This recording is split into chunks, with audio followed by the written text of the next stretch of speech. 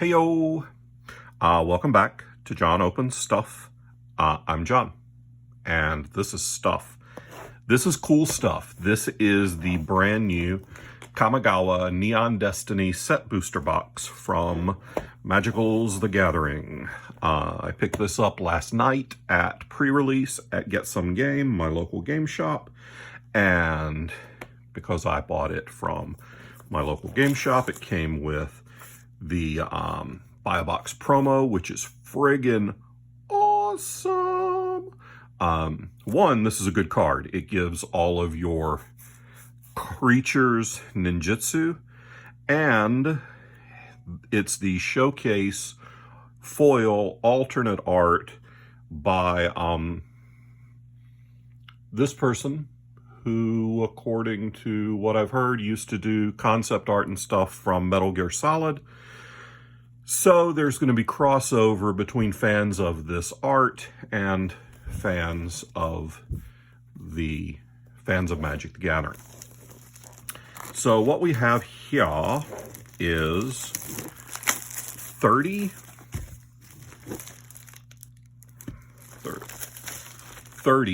set boosters. Each booster has 12 randomly selected game cards. So Magic has multiple formats of box that they now have for every set that comes out.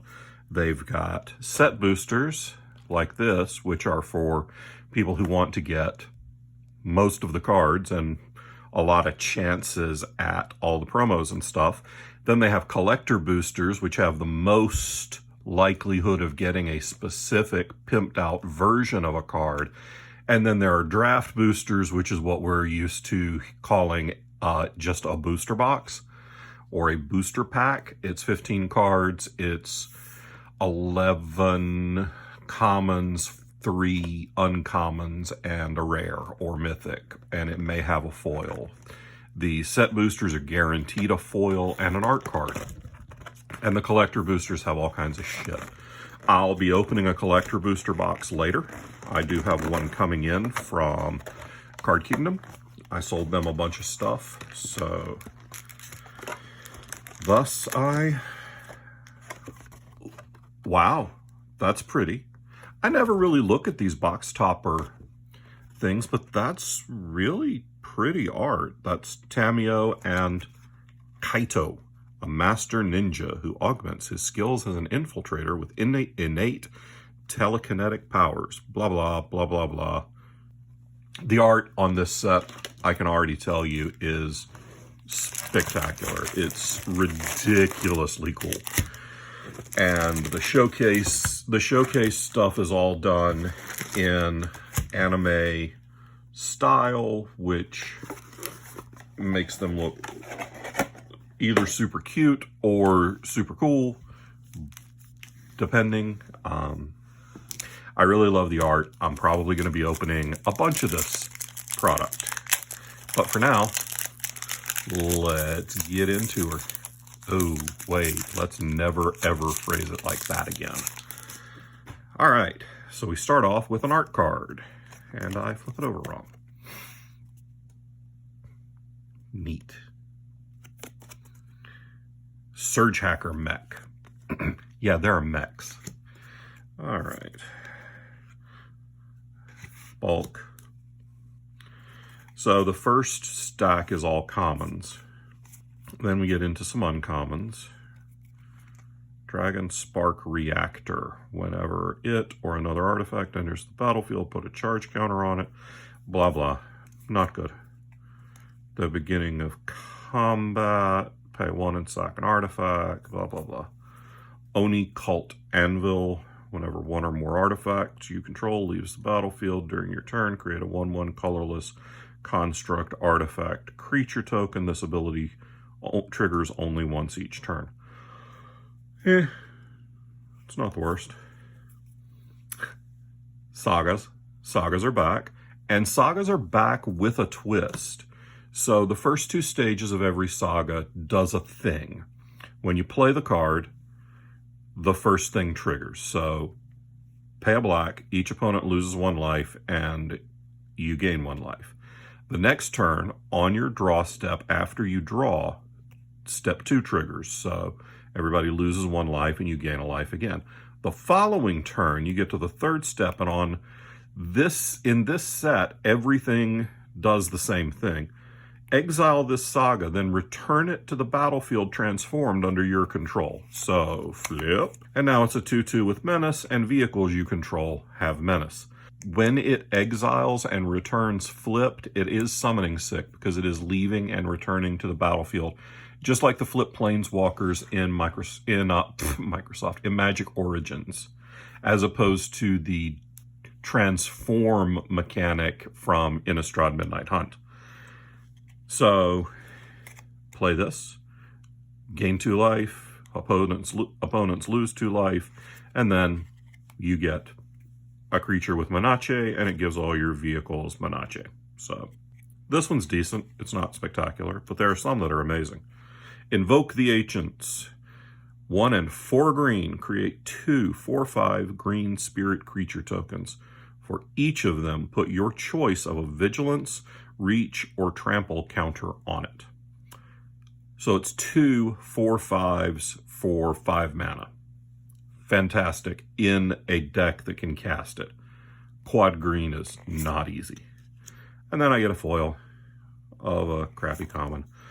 And I got a list card. The set boosters also contain cards from the list, which is a curated set of reprints that Magic does. This is called Boiling Blood. It's originally from, is that Weatherlight? I think that's Weatherlight. It's not good. It's fine, but it's not great. All right. So foils, rares. These are off camera. Nah, screw it. They're going to stay off camera because that's the space I have to organize, and I don't have a very large field on my phone camera. So I'll stack crap off screen. It's an ape with swords. It's a blacksmith ape. I love it.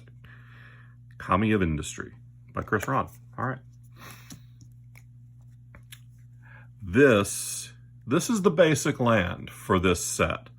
About 1 in 3 packs will have one of these special art, full art, Japanese themed lands, and I think they look incredible, so I'm very excited to get a bunch of them.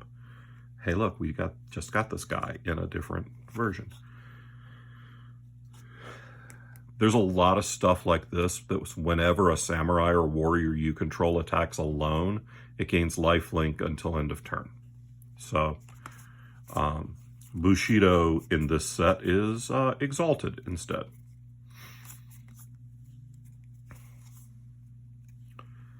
Springleaf Avenger, Insect Ninja, Ninjutsu 3 and a green. Whenever it deals combat damage to a player, return target permanent card from your graveyard to your hand. 6/5 for 5, or realistically 6/5 for 4 in a ninja's deck. Yeah, it's fine. Nothing fantastic. Reckoner's Bargain, generic foil, and then a token, which, that's a cool looking token. It's a construct. I'm not keeping tokens for this set, I don't think. I guess I'll let them stick around and see if any of these tokens turn out to be worth money. But most of the time I draw my tokens on dry erase tokens, so I don't really use tokens very much anymore. March of Reckless Joy. Ooh. See, this art's so dope. Scoured Barrens.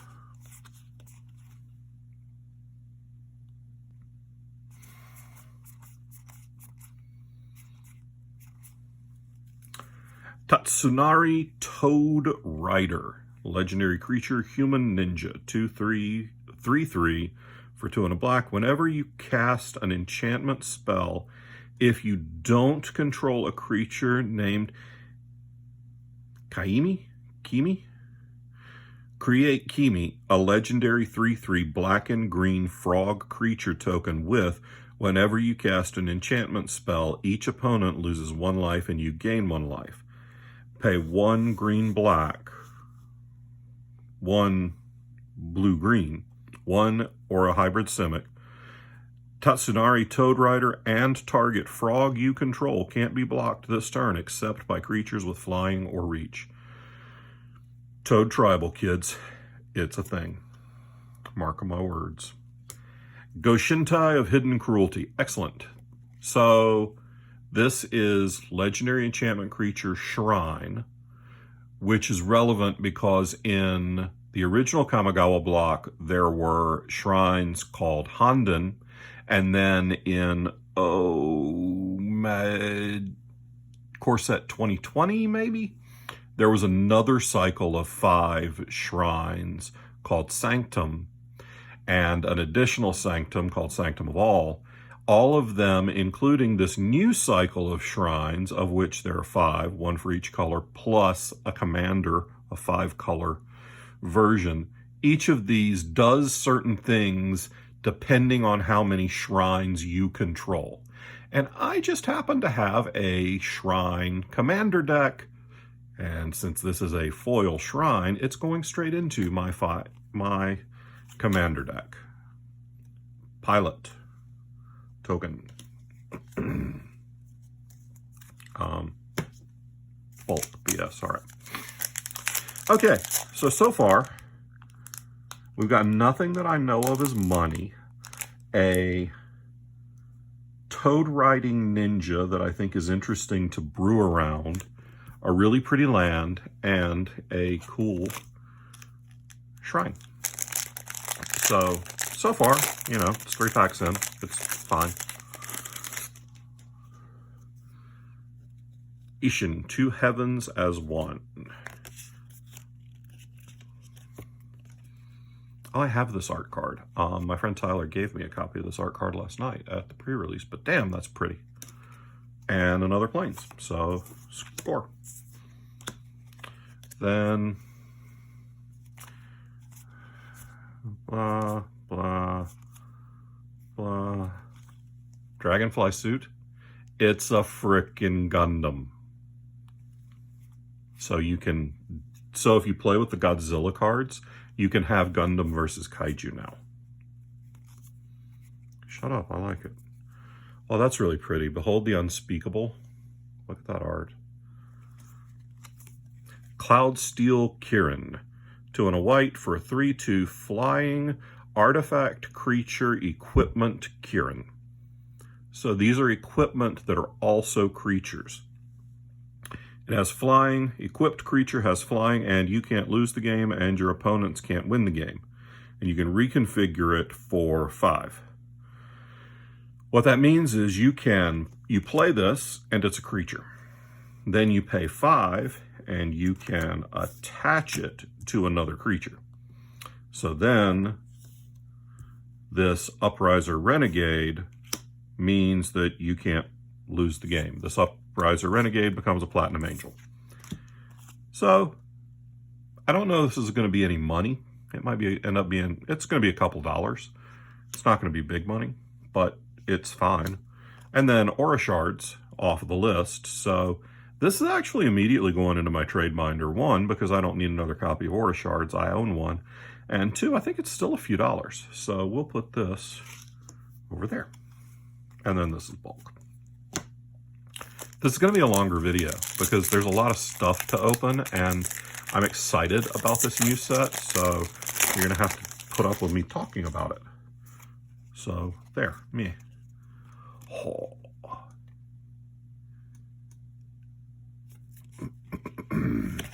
Peerless Samurai. For the showcase variants of these cards, they got all kinds of awesome new to Magic artists. I don't know if they've done, I think some of them have done a bunch of other cool stuff, like the guy who did the Buy a Box promo. I'm just not that familiar with illustrator and animator names unless they drew comic books for Marvel or DC in the 80s and 90s. Goshintai of Ancient Wars. 2 and a red, 2 first strike. At the beginning of your end step, you may pay 1. When you do, Goshintai of Ancient Wars deals X damage to target player or planeswalker, where X is the number of shrines you control. So I don't know if I'm going to run this in my shrines deck. I will put it back here with the Goshintai of Hidden Cruelty. I don't like single target player effects in my shrines deck. I want it to be dealing damage to everybody at the same time, but hey, we're going to take a look at it anyway. Biting Palm Ninja. 2 and a black. Ninjutsu 2 and a black. Biting Palm Ninja enters the battlefield with a menace counter on it. Whenever it deals combat damage to a player, you may remove a menace counter from it. When you do, that player reveals their hand and you choose a non-land card from it. Exile that card, and it is a 3/3 for 3. All right, well, solid. Goro, Disciple of Ryusei. 1 and a red. Pay a red for a 2/2 Legendary Goblin Samurai. Pay a red, creatures you control gain haste. 3 red, create a 5/5 red dragon spirit creature token with flying. Activate only if you control an attacking modified creature. There's enough damn caveats there to make this basically only useful in limited. Modified is a new keyword in this set, which anything that is equipped that has an aura cast on it that you control or has a counter of any type on it, those are modified. So, and then a token. I gotta put the bulk down sooner because I end up holding that. And it's annoying. I played 2 pre-releases last night and super fun. Gloom Shrieker. God, love that. Scoured Barrens. Island. It's my first island. Cool.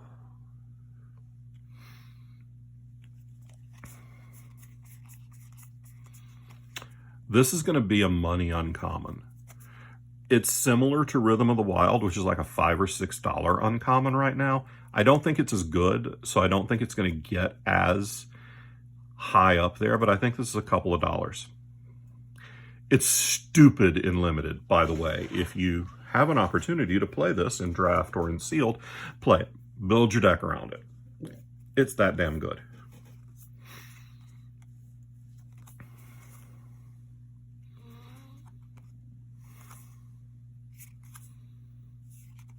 Oh, Teachings of the Kirin is my rare.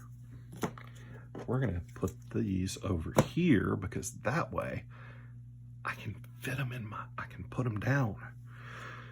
All right, pay 1 and a green for an Enchantment Saga. Step 1, mill 3 cards, create a 1/1 colorless spirit creature token. Important to note that on the plane of Kamigawa, spirits don't fly. So 1/1 spirits, most places have flying, not here. Chapter 2, put a +1/+1 counter on target creature you control. It could even be your spirit creature. And then Chapter 3, exile it, return it flipped. Kirin Touched Orochi, enchantment creature Snake Monk. Whenever Kirin Touched Orochi attacks, choose 1, exile target creature card from a graveyard. When you do, create a 1/1 colorless spirit creature token.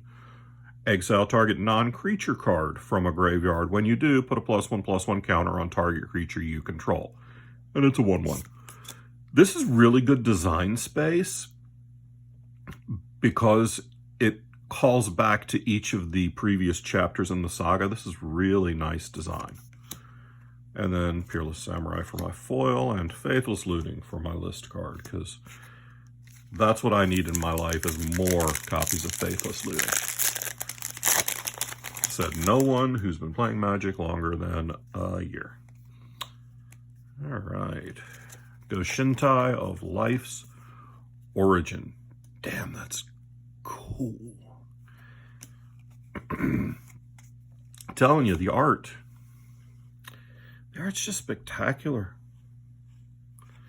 This is by Daisuke Izuka.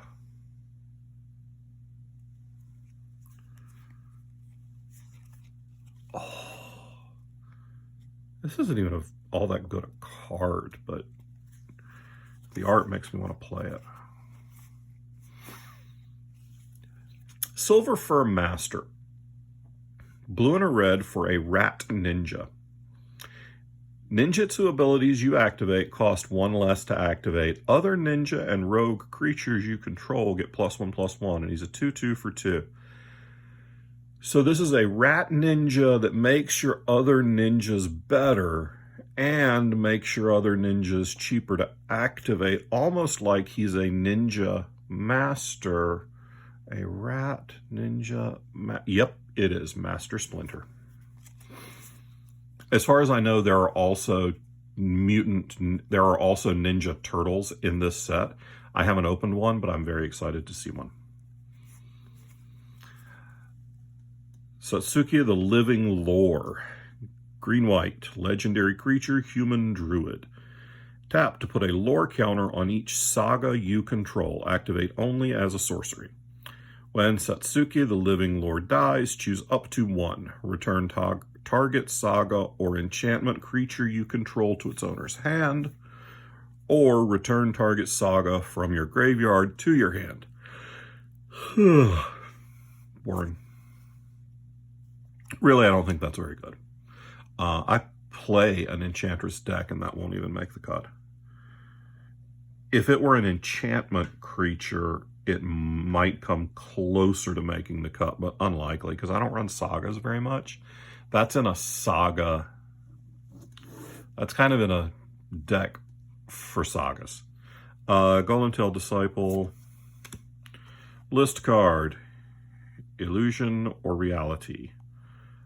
I don't think this is worth anything, but I don't know. I don't know this card.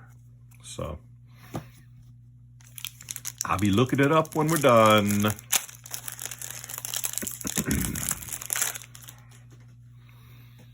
Naomi, Pillar of Order. That looks pretty generic. It looks pretty much like most Magic art, which I figured this was not going to be a showcase because Joshua Raphael does not sound like a Asian animator.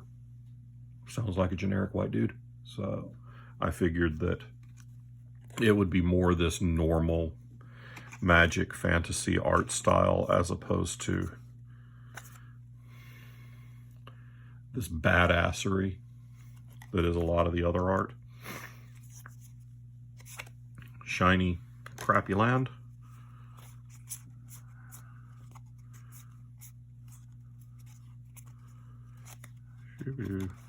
Tribute to Hirobi. This is a saga, 1 and a black. Chapter 1 and Chapter 2, each opponent creates a 1/1 black rat rogue creature token. Chapter 3, exile it and flip it. Echo of Death's Wail, 3/3 flying haste. When Echo of Death's Wail enters the battlefield, gain control of all rat tokens. Whenever Echo of Death's Wail attacks, you may sacrifice another creature. If you do, draw a card. This is super medium in limited, but I can see it being very good in Commander. You could end up with up to 8 rats when this thing flips, and that's not an insignificant amount of power. And then Peerless Samurai. Now these are kind of neat. Since there are a lot of double-faced cards, if people don't want to play with sleeves, they can just write in what the cards are, and this placeholder card looks like a regular Magic card from the back.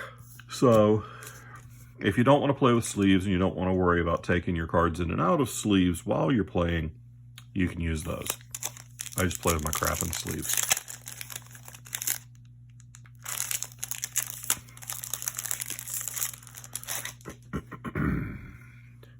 Repel the Vile. That's cool. It reminds me of the art from Culling the Weak from one of the last two sets.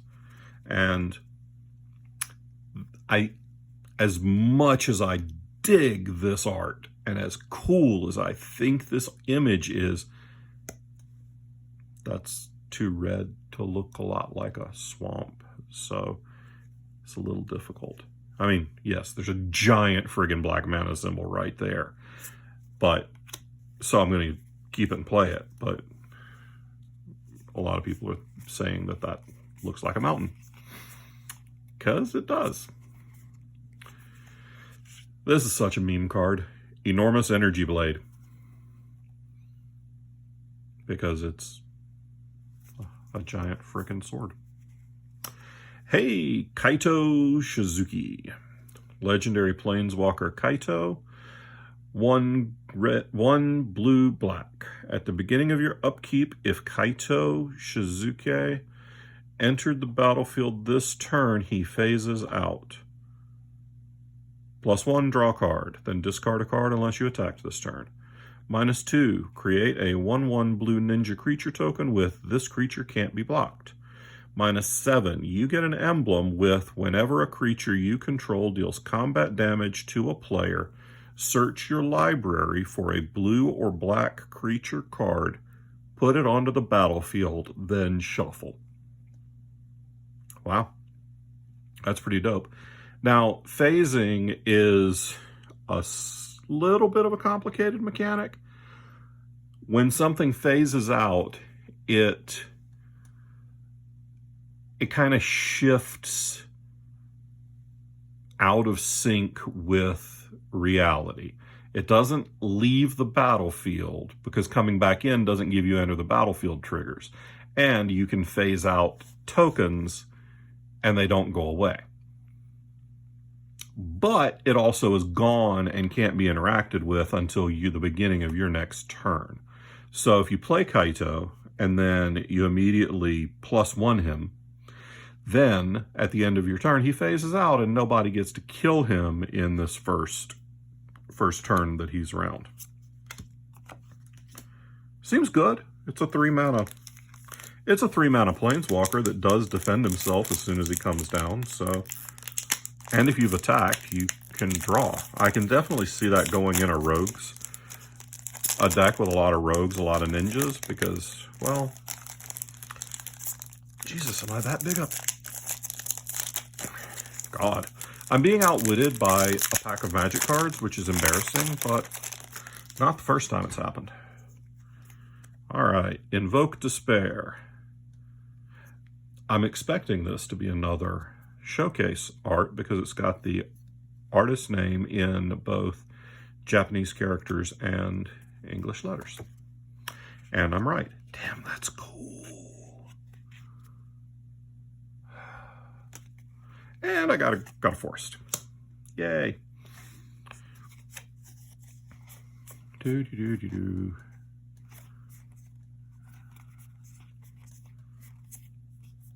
Myogen of Cryptic Dreams. 5 blue for a legendary creature spirit. It is a 3/3.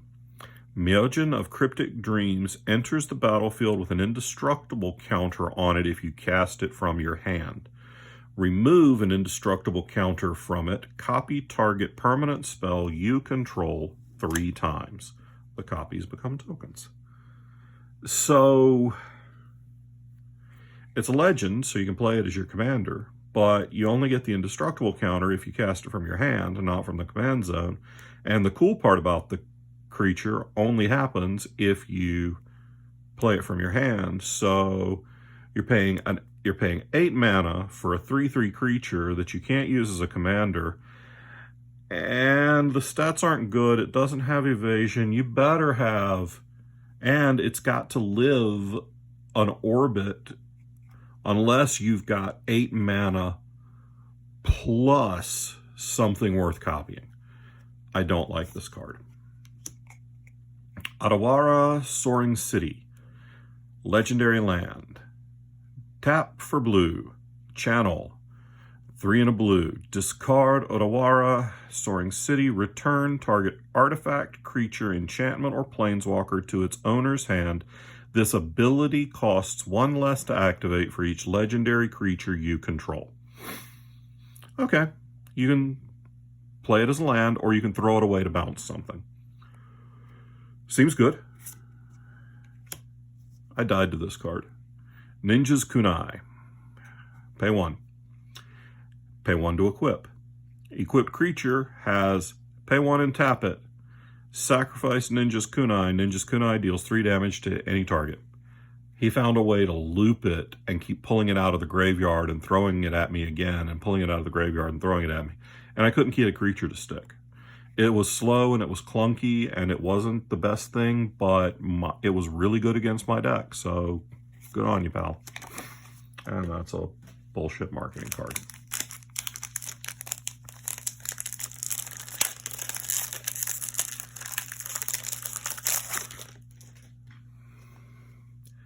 Clawing Torment. Yeah, okay. This card's good. That art's creepy as shit. Other planes.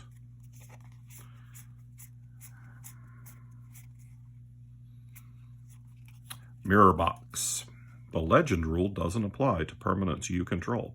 Each legendary creature you control gets +1/+1. Each non-token creature you control gets +1/+1 for each other creature you control with the same name as that creature. I can see it. I can see you running it in something like a Sakashima clone deck. Light the way, blah, blah, blah. Ooh. All right, Stitcher Supplier. 1 black, 1/1. It's from the list. When Stitcher Supplier enters the battlefield or dies, put the top 3 cards of your library into your graveyard. This is an uncommon from Core Set 2019, and it's like a $5 or $6 uncommon. So I like grabbing it. I don't know if I have any, so I'll have to check my collection and see. If I don't own at least 2, then that's going to go in the collection. If I do, then it's going to go in the binder. This is the art for Universal Surveillance. Swamp.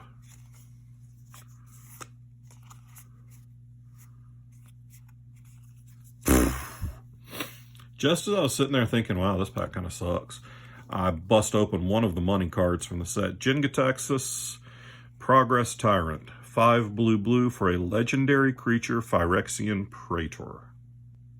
Whenever you cast an artifact, instant, or sorcery spell, copy that spell. You may choose new targets for the copy. This ability triggers only once per turn. Whenever an opponent casts an artifact, instant, or sorcery spell, counter that spell. This ability only triggers once per turn. 5/5. This is strong. They just released a secret lair of all 5 of the Cycle of Praetors, all with Phyrexian type. They also, on Kaldheim, had Vorinclex on that plane, and it was available, and it was a new version, just like this is a new version of Jin-Gitaxias. And there was an alternate version where all the text on that was in Phyrexian. What I think this means is that we're gearing up for either a return to Phyrexia or some kind of deal where a bunch of planeswalkers, the Gatewatch, are going around the plains hunting down these 5 Praetors. Jin-Gitaxias, Vorinclex, Shieldred, and Elish Norn, and I can't remember the red one because Urabrask. Urabrask is the red one. I expect what we're going to see over the next year or 2 is a build to a story with all of these Praetors. So, cool. Nice mythic. Nice hit. I don't know if I'll play it, just because a lot of the Praetor effects feel very oppressive, and I don't play decks very often that do that. It's not to say I don't ever play them. Yoshimaru, Ever Faithful. Popper! It's a doggo on a throne. Oh, I bet this is the new Doggo Legend. And another island. And a forest. That's odd. I didn't know that you could get 2 basics in one of these sets. I'll take it. I'm down. And another mythic. Atsushi, the Blazing Sky. Legendary creature, Dragon Spirit. 4/4 for 2 and 2 red. Flying Trample. When Atsushi, the Blazing Sky dies, choose 1. Exile the top 2 cards of your library until the end of your next turn. You may play those cards, or create 3 treasure tokens. The last time we were on Kamigawa, we got a cycle of 5 Dragon Spirits. We get a cycle of 5 Dragon Spirits again in this set. In this case, they all do things. Actually, they all did things when they died last time too. So they all do things when they die. In this set, they're all modular, so you pick one. The Shattered States Era. Shiny Common Saga. I warned you that this was going to be a longer video. There's a lot of stuff to open, and I'm not all that familiar with this set yet, so it takes me longer. Tameshi Reality Architect. Oh, that's so cool. This is some of my favorite art of any of the recent Magic sets. And another island. I want a bunch of these in foil, because I think with all this really light colored stuff, and especially these crystal things.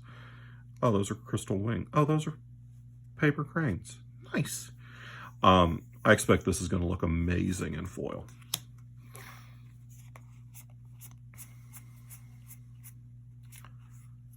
Mind Link Mech. 2 and a blue for an artifact vehicle. 4/3 with flying. Whenever Mind Link Mech becomes crewed for the first time each turn, until end of turn, Mind Link Mech becomes a copy of target non-legendary creature that crewed it this turn, except it's 4/3. It's a vehicle artifact in addition to its other types, and it has flying, and it has crew 1. All right.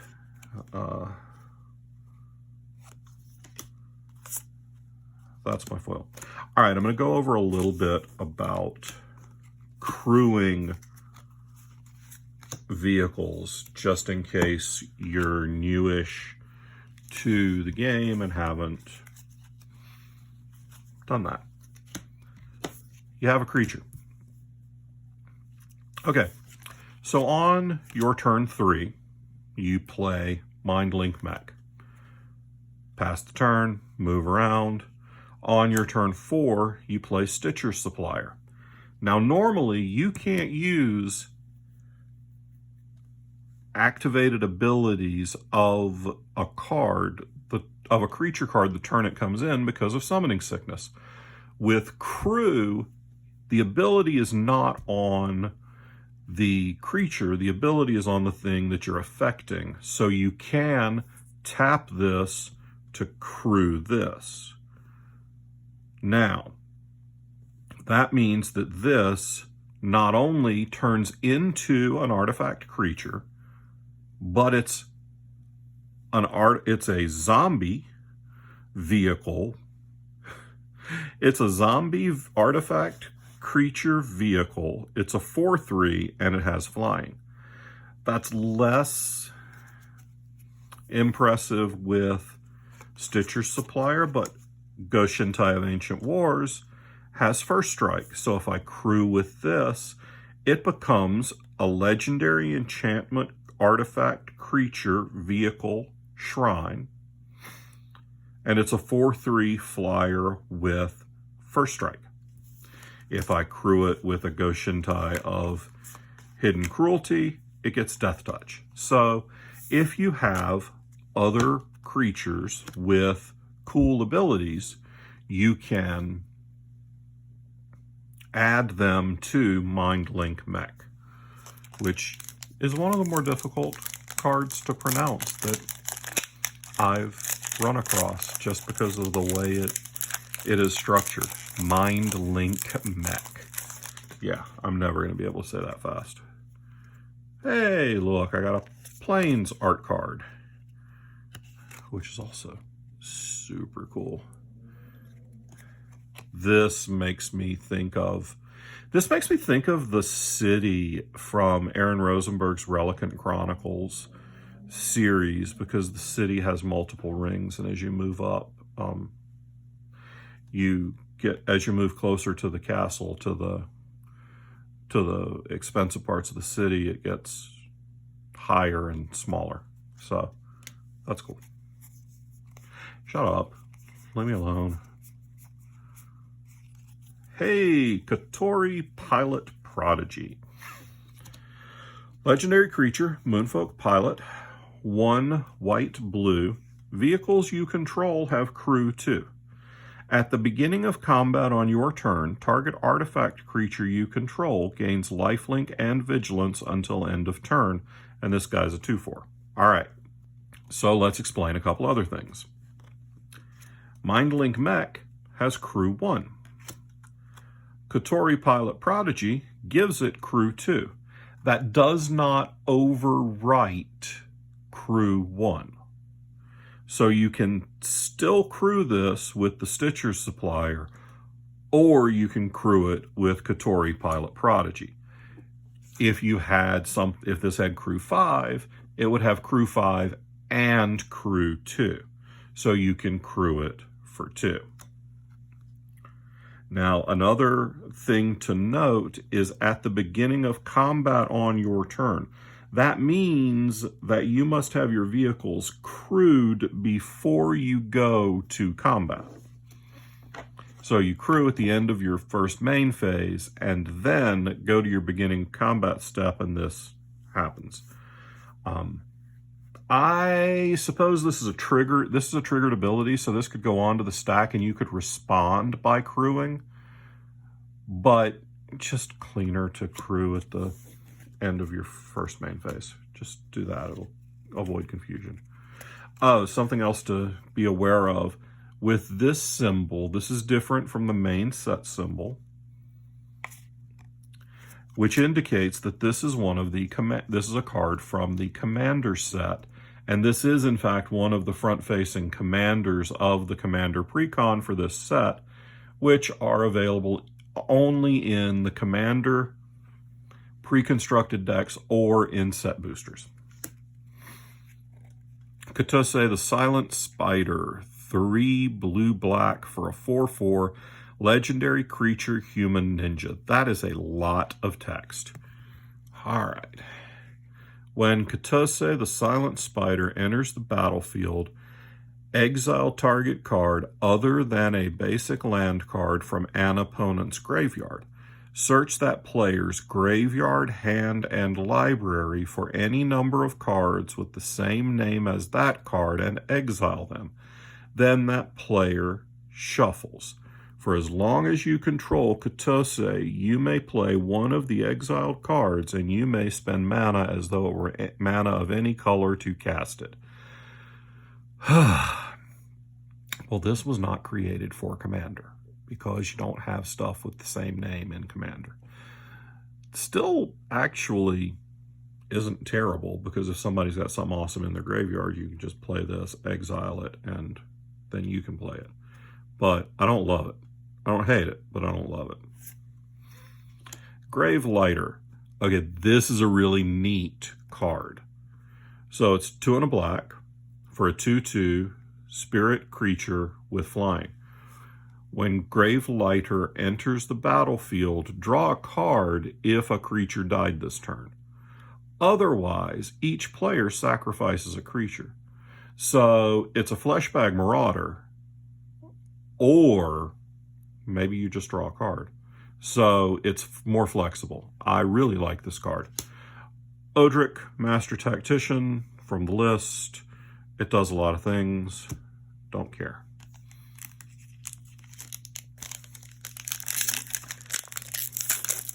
Odric's seen like a million reprints, so I'm not exactly excited about another copy of Odric. Kaito Suzuki. That's that little dude. Oh, shit. That. Oh, man. So cool. Mountain, who cares? Blah, blah, blah, blah, blah, blah, blah, blah.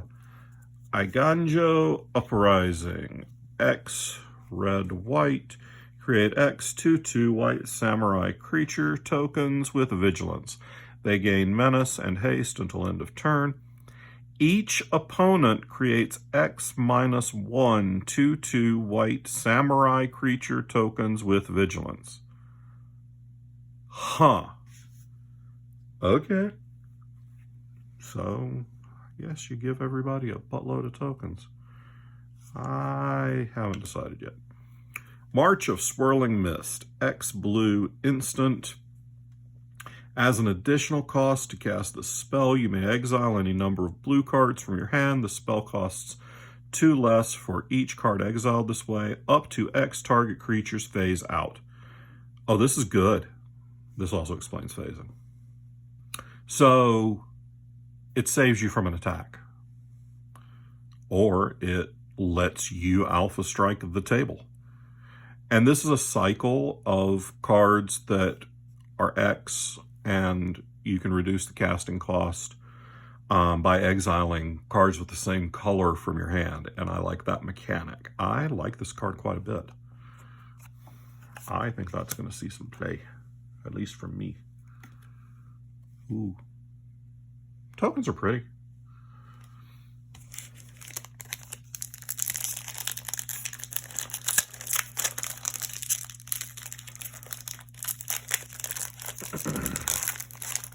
Haven't hit a foil basic yet. Jinji the Midnight Sky. Ah, that must be the black legendary creature spirit dragon.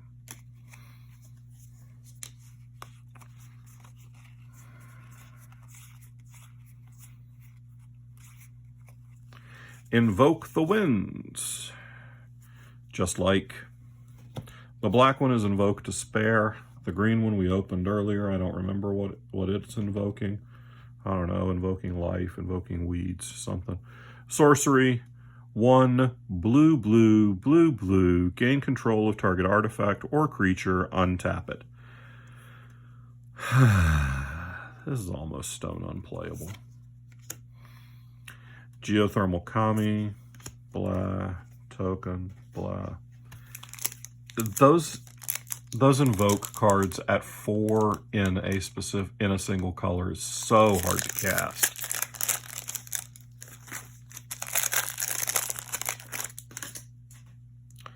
This is the alt art Jingatex. Yeah, good God. That's a nasty looking dude, ain't he? Man. And a swamp. This looks like a swamp. I also want to see this in foil because the shiny moon and the moon on the water in foil are probably amazing. I really like these lands, y'all. I like them a lot. The Kami War. And I'm not talking about the one with like Red Dawn and Wolverines. No, different Kami. 1 Wooburg for a saga. Chapter 1, exile target non-land permanent and opponent controls. Chapter 2, return up to 1 other target non-land permanent to its owner's hand. Then each opponent discards a card. Chapter 3, flip it.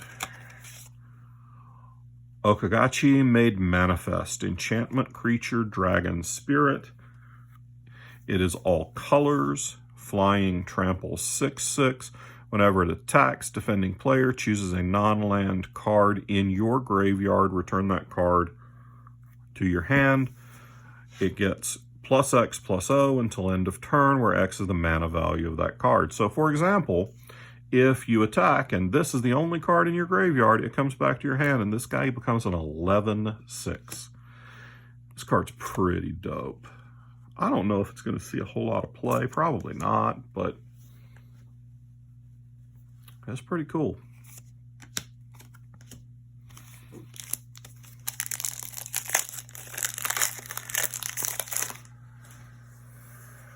Imperial Subduer. That's pretty. There we go. There's my foil basic. Yeah, that's really pretty. Man, that's dope.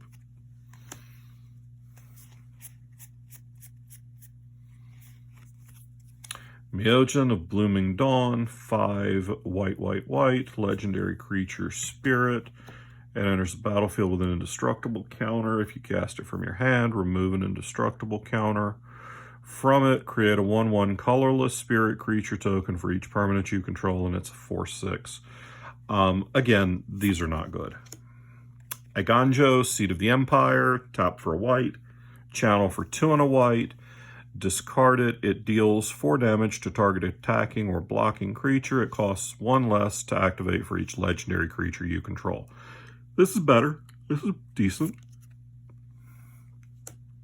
Asari Captain. 3 red white. 4/3 haste. Yeah, this is good. Nothing spectacular, but it's good. I'm not sure if all of the samurai in the set have the same templating where it's the semi-exalted or pseudo-exalted thing. Pretty. Oh, the art on Jungle Hollow's nice. Jungle Hollow's still a bullshit card that's unplayable in anything other than limited, but whatever. I guess you could play it in a commander deck that cares about life gain. There's just so many better dual lands. Restoration of Eiganjo, 2 and a white. Chapter 1, search your library for a basic plains card, reveal it, put it in your hand, and then shuffle. Chapter 2, you may discard a card. When you do, return target permanent card with mana value 2 or less from your graveyard to the battlefield tapped. Chapter 3, exile and flip. Architect of Restoration, 3/4 vigilance. Whenever it attacks or blocks, create a 1/1 colorless spirit creature token. I'd play the hell out of it in limited. I might play this in a green-white Enchantress deck, because I do at least get a second draw trigger, because it does come back. It does enter the battlefield again, so things like Eidolon of Blossoms or Setessan Champion, which trigger when an enchantment enters the battlefield, does get another trigger here.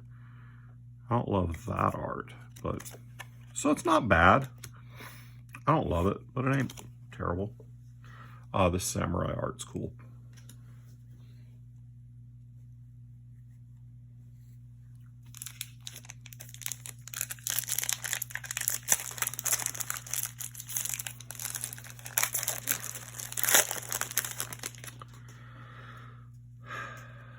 All right, Satoru Umezawa. Oh yeah, that dude. Cool. And a foil basic plains.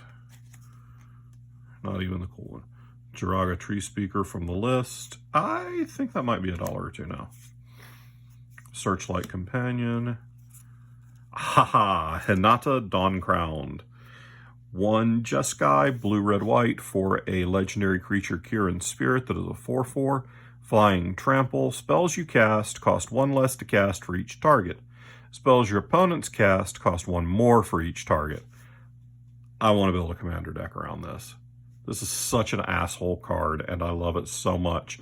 But things like Crush Contraband, which is normally 3 and a white, it has destroy target artifact, destroy target enchantment, so that's 2 targets. It's now 1 and a white. Heliod's Intervention, which is X white, destroy X target artifacts or enchantment. Well, X is +1 for every target, and this is -1 for every target. So for white, you Vandal Blast and destroy all of your opponent's artifacts and enchantments. So it's better than Vandal Blast for 2 white. Yeah, I want to build with this. And then whatever all of this is. Man. Oh, this is interesting. Uncharted Haven. It's a land, and it enters the battlefield tapped. But when it enters the battlefield, you choose a color, and this taps for 1 mana of that color. I feel like this is what the Thrive lands from Jumpstart could have been, which is basically just way more flexible. Goshintai of Boundless Vigor, 1 and a green, trample, legendary enchantment creature, shrine, 1/1, a 1/1 trample. At the beginning of your end step, you may pay 1. When you do, put a +1/+1 counter on target shrine for each shrine you control. So if I play this with these 2 on the battlefield, at my end step, I get to put 3 +1/+1 counters on this, and now it's a 4/4 trample, and I'm way more interested. So I'm now up to 4 of the 6 shrines in the set. I got a white one at the pre-release. I got a foil white one, and I got a non-foil black one.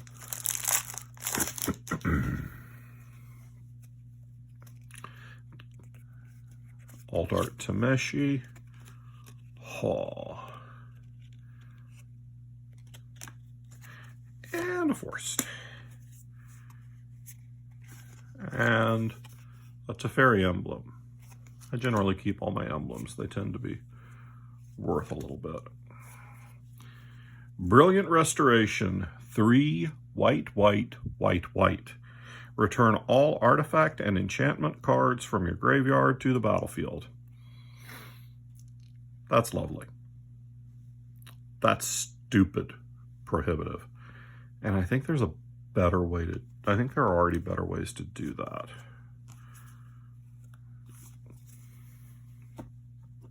So I don't know if Brilliant Restoration is really all that brilliant. I think it's pretty mediocre restoration, honestly. 7 is a lot by itself. I mean, I guess I might run it in shrines if I can get the 4 white. Oh look, Brilliant Restoration. Hey, Shiny Forest. So I think for most of the reason I want all these lands is I carry a draft set with me when I go to play Limited. So I have 12 of each basic land in my draft set. It helps me go speed up the process of deck construction when I'm drafting or playing Limited. So normally I want all foils for my draft lands. I think these actually in sleeves look better in non-foil. We'll have to see what we think once we get more foils. Good God. Here's another invocation. Invoke Justice, 1 and 4 white. For a sorcery, return target permanent card from your graveyard to the battlefield, then distribute 4 +1/+1 counters among any number of creatures and or vehicles target player controls. So holy shit, that's pretty. Ao the Dawn Sky, 3 white for a legendary creature, Dragon Spirit. Part of the cycle I talked about a little earlier. Flying Vigilance, when it dies, choose 1. Look at the top 7 cards of your library. Put any number of non-land permanent cards with total mana value 4 or less from among them onto the battlefield. Put the rest on the bottom of your library in any order. Or put 2 +1/+1 counters on each permanent you control that's a creature or a vehicle. So, if this guy died, I could go into my graveyard and I could bring back a Jiraga Tree Speaker, and I could bring back I could bring back these two guys because they add up to less than 4. I could bring back just this guy because it's 4 or less. I could bring back this in a 1-drop. It's pretty good. Plus, it's a 5/4 flying vigilance for 5. And it then can pump your whole team. So, yeah, card's good. Stupid and limited. I mean, generally, mythics are kind of stupid and limited anyway. And by stupid, I mean good and hard for your opponent to deal with. So you should make it a point to open mythic rares in all your sealed pools. Just keep that in mind. That's a pro tip. Plan to open mythics. Hey, look at that. Heyo! The Dawn Sky. And a Plains. Blah, blah, blah, blah, blah, blah. Go Shintai of Shared Purpose. 3 and a white for a 1/3 Vigilance, Legendary Enchantment Creature Shrine. At the beginning of your end step, you may pay 1 colorless. If you do, create a 1/1 colorless spirit creature token for each shrine you control. I think this one's really good. And here's the blue. 1 and a blue for a Ghost Shintai of Lost Wisdom. 0/4 flyer. At the beginning of your end step, you may pay 1. When you do, target player mills X cards, where X is the number of shrines you control. I will not be running this in my shrine stack. I don't think it's very good. Surge Hacker Mech. 5/5 artifact vehicle for 4. Menace. When it enters the battlefield, it deals damage equal to twice the number of vehicles you control to target creature or planeswalker an opponent controls, and it accrues for 4. So it comes down, and if it's the only vehicle you have, it deals 2 to something. All right, that's cool. Anchor to Reality. Now this is something they started doing a while back, these little mini games. They seem to have some value. I don't really know. They don't light me up, but whatever.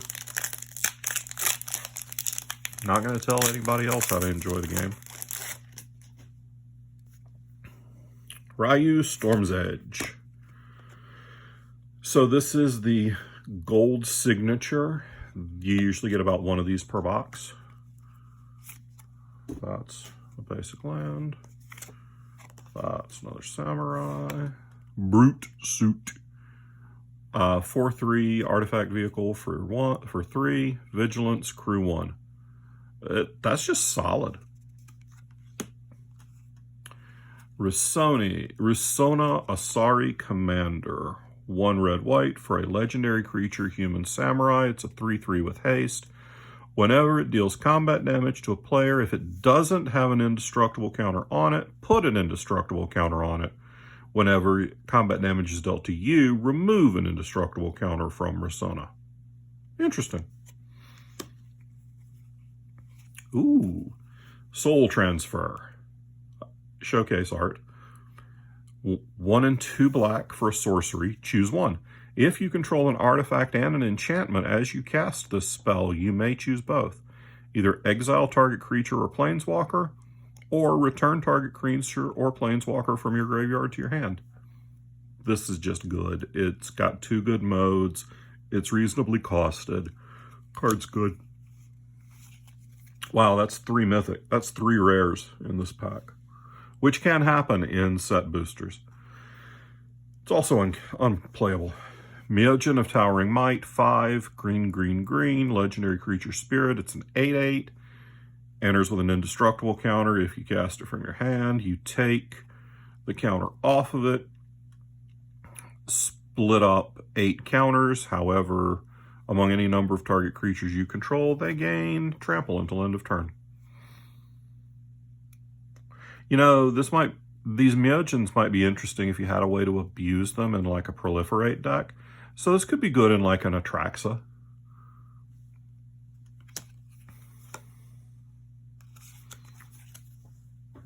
Although Atraxa is usually super friends, so why do you care?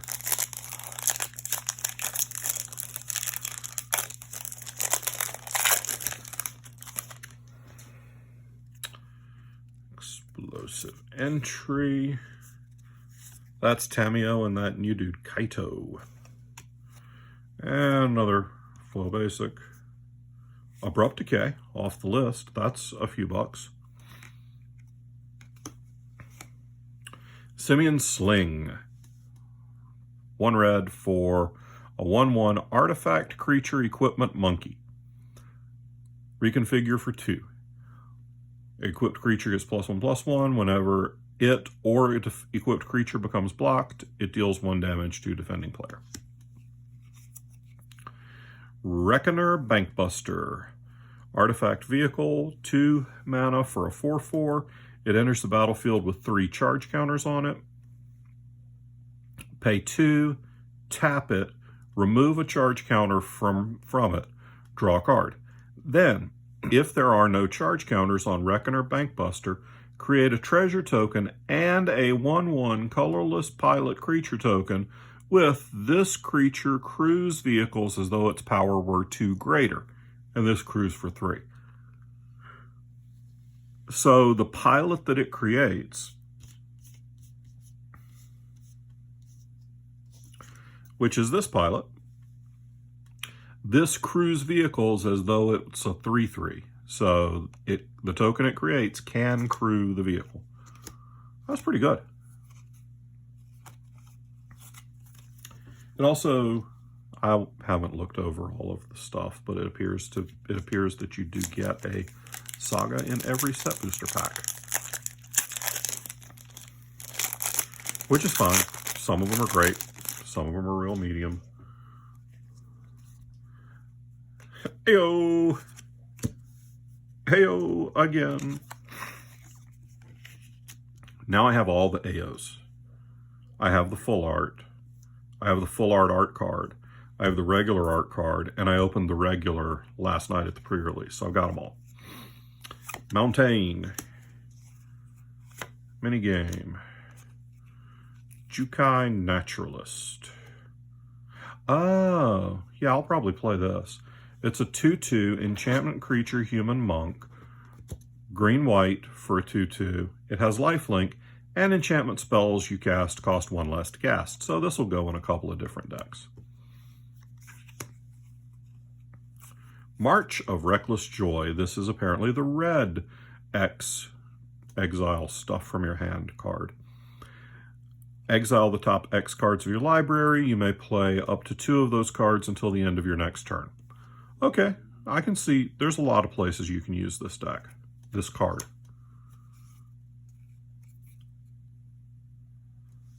That's our money there, baby. Boseiju Who Endures. It's a legendary land, taps for green. Channel. 1 and a green, discard Boseiju Who Endures. Destroy target artifact, enchantment, or non-basic land an opponent controls. That player may search their library for a land card with a basic land type, put it onto the battlefield, then shuffle. This ability costs 1 less to activate for each legendary creature you control. This is in a lot of lists. This is the hot card for the set right now. I'm probably going to try and unload this today, because right now the full art's going for 30 or 40 bucks, and this is not a $30 or $40 card long term. I expect this will be a $10 card next week. Might take 2 weeks for supply to reach the market, etc., etc. Prices are always inflated pre-release weekend, and that's what this is, pre-release weekend. So you always want to sell at pre-release if you can. The art's friggin' fantastic. The card looks great. I'm happy to have a copy. I'm happy to keep a copy. But if I can sell it for 30 and buy it back for 10 in 2 weeks, I'm way going to do that. My game shop barely even buys stuff on pre-release because they know the deal. But if you can find a human that's all over it, get it. Upriser Renegade. That dude just looks like he's off the screen in My Hero Academia, and he's about to get all angsty and screw shit, fuck shit up. Got another forest. What's Springleaf Avenger, Bug Ninja. 3 green, ninjutsu 3 and a green. Whenever it deals combat damage to a player, return target permanent card from your graveyard to your hand, and it is a 6/5, nominally for 5. That's a pretty good creature. It's pretty good stats. Light Paws, Emperor's Voice, 1 and a white for a legendary creature, Fox Advisor. It is a 2/2. Whenever an aura enters the battlefield under your control, if you cast it, you may search your library for an aura card with mana value less than or equal to that aura and with a different name than each aura you control. Put that card onto the battlefield attached to Lightpaw's Emperor's Voice, then shuffle. Pretty complicated card. I think it's a good card. I don't think it's format warping or busted or really even an auto include in anything, because I just don't run stuff. I don't run decks with that many auras in it. But in a Voltron-y deck, it's probably pretty darn good. Something like a Zerd deck could be crazy in. All right, we're almost done. So far, I'm really happy with this box. I've gotten a lot of the pretty lands that I wanted. I got one of the big hits. I got a card I really wanted to brew around. I got all the shrines except the expensive-ass Commander Shrine. And hey, we got 2 cards left. Myogen. That's pretty.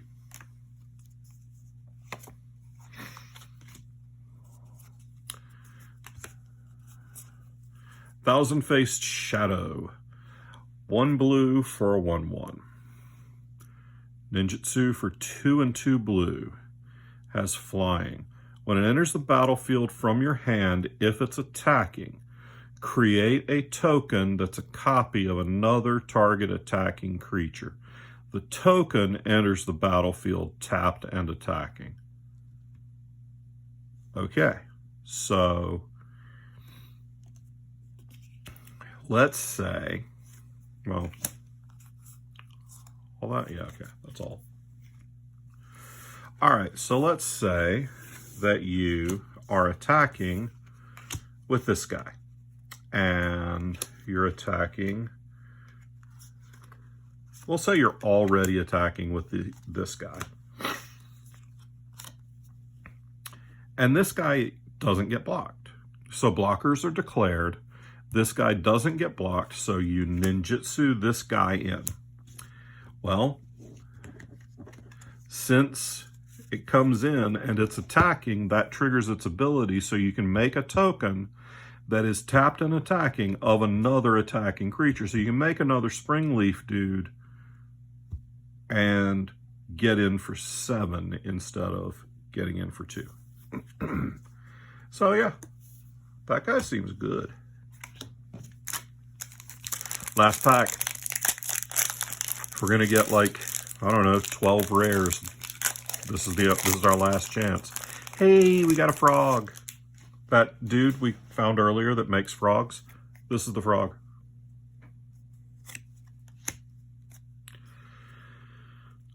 Kosei, Penitent Warlord. Pretty. Forest, who cares?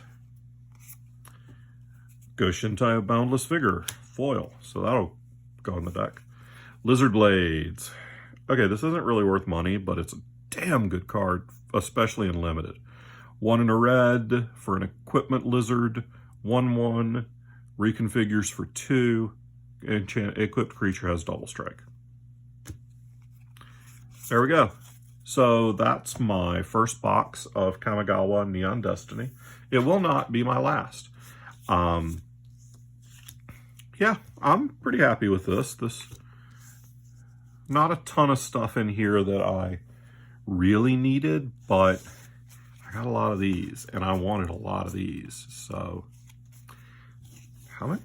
Theoretically, you get 1 per every 3. So, on average, I should have gotten 10. It feels like I got a lot more now. Yeah, there's 10.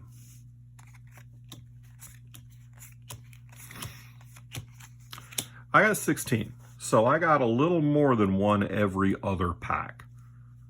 And 2 of those are foil. This mountain and this forest.